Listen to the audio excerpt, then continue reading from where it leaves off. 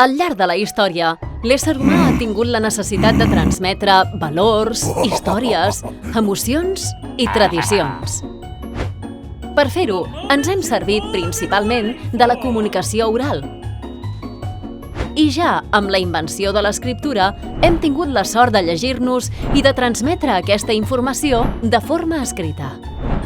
Els tipus de text que podem escriure, llegir, analitzar i compartir són molts. Segurament et sonarà si et parlo de la llegenda, del conte o del teatre.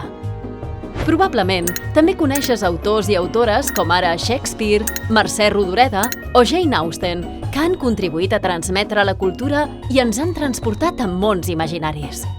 La literatura ens permet viatjar a llocs on mai podrem anar, conèixer gent que mai podrem trobar, viure aventures que mai ens atreviríem a fer. La literatura ens fa somiar. Llegir és una aventura. T'hi atreveixes?